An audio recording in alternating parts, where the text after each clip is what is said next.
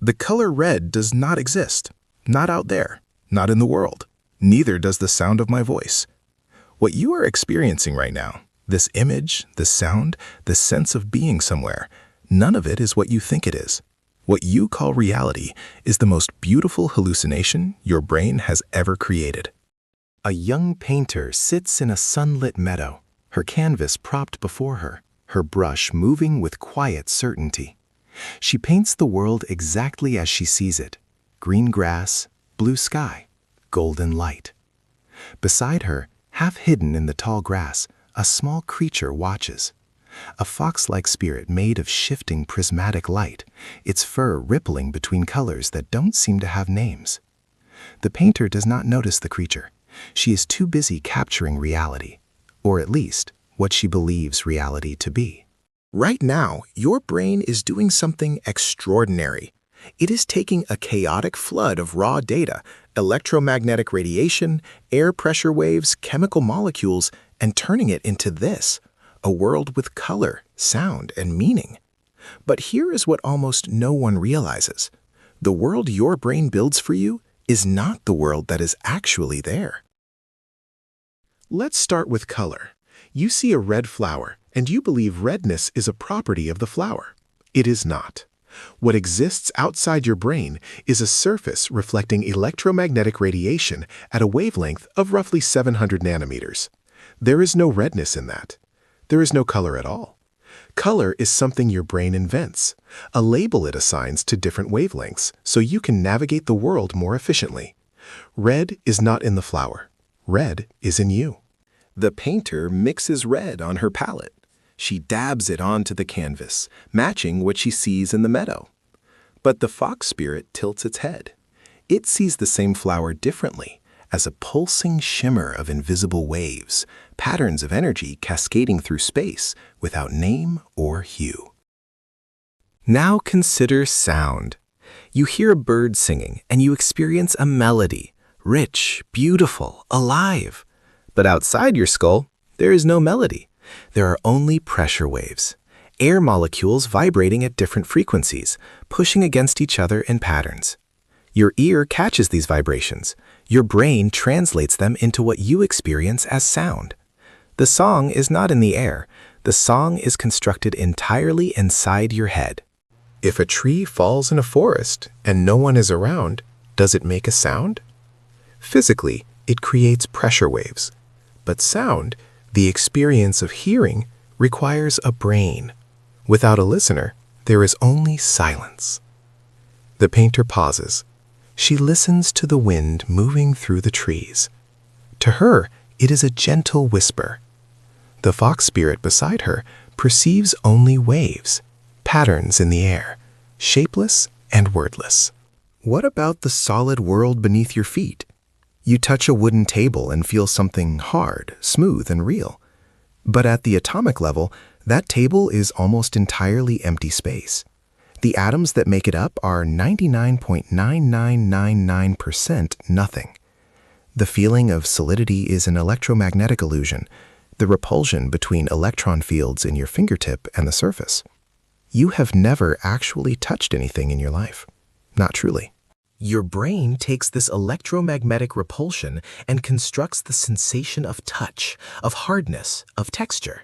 It creates the experience of a solid world from a universe that is mostly void.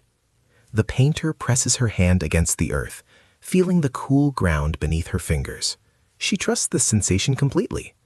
Now here is where it becomes truly extraordinary. Your brain does not simply receive reality and display it. It predicts reality and then checks its predictions against incoming data.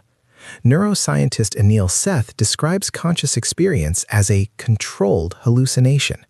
Your brain is constantly generating a model of the world, a best guess, and updating it only when sensory data disagrees. Most of the time, your predictions are close enough, so your brain doesn't bother correcting them. You see what you expect to see. You hear what you expect to hear. This is why you can read a sentence with missing letters and barely notice. Your brain fills in the gaps before you even realize they were there. The painter looks at her finished canvas. It is beautiful and detailed. But when the fox spirit looks at the same painting, it sees blank spots, gaps the painter's eyes never noticed, spaces her brain quietly filled in with assumed color and shape. The painting is as much invention as observation. Your brain also hides things from you. Right now, in each of your eyes, there is a blind spot, a place on your retina where the optic nerve connects and no photoreceptors exist. You cannot see anything that falls in this area, but you don't notice a hole in your vision. Your brain fills it in seamlessly, inventing visual data to cover the gap. It is literally making up part of what you see, and you never know. Consider the electromagnetic spectrum, the full range of radiation that exists in the universe. Radio waves, microwaves, infrared, ultraviolet, X-rays, gamma rays. Visible light, the thin band your eyes can actually detect, represents less than 1% of that spectrum. You are seeing almost nothing of what is actually there. Imagine a vast ocean of information surrounding you at all times. Your brain gives you a single cup of water and says, "This is the ocean," and you believe it. The painter stands in the meadow, satisfied with her view of the world. The fox spirit rises and sees the meadow as it truly is, an overwhelming storm of invisible waves, particles, and forces stretching in every direction, far beyond what the painter's eyes could ever capture. 2,000 years before neuroscience, the philosopher Plato described exactly this situation. In his allegory of the cave, prisoners sit chained inside a dark cavern, facing a wall. Behind them, a fire casts shadows of objects onto the wall. The prisoners watch these shadows their entire lives. They name them, they study them. They believe the shadows are reality. When one prisoner is freed and dragged into the sunlight, the real world is blinding and incomprehensible. He has spent his entire existence mistaking shadows for truth. Plato meant this as a metaphor for knowledge, but he was also describing, with astonishing accuracy, the relationship between your brain and reality. You are watching shadows on a wall, and your brain is the cave. Centuries later, the philosopher Immanuel Kant drew a line between the noumenon, the thing as it actually is, and the phenomenon, the thing as it appears to you. Kant argued that we can never access the noumenon directly. We are permanently locked behind the lens of our own perception. Everything we experience is filtered, translated, constructed. You do not see the world. You see your brain's interpretation of the world, and you have no way of stepping outside that interpretation to check. The painter sits before her canvas in the fading light. She looks at the painting, then at the meadow. They match perfectly. But now she begins to wonder. What if the painting is not a copy of the meadow? What if the meadow itself is already a painting, one her brain created long before her brush ever touched the canvas? So, if all of this is a construction, why does it work? Why do we all agree on it? Because our brains are built from the same biological blueprint. Human brains evolved under the same pressures, with the same survival needs, using the same hardware. We hallucinate in the same way.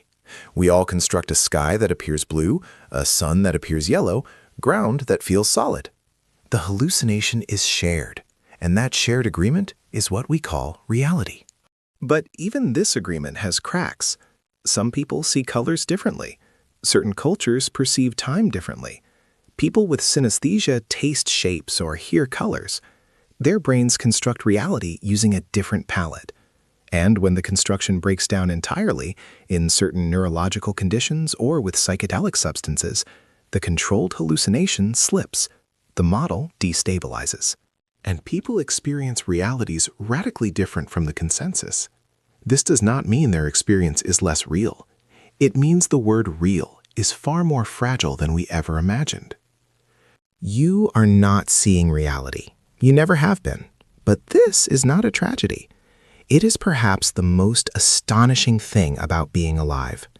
You are a consciousness floating in a dark, silent void inside a bone shell, receiving electrical signals through nerve cables. And from those signals alone, you build an entire universe, complete with color, music, love, and meaning. Reality is not what you see. It is what you build, and you have been building it beautifully every single moment of your life.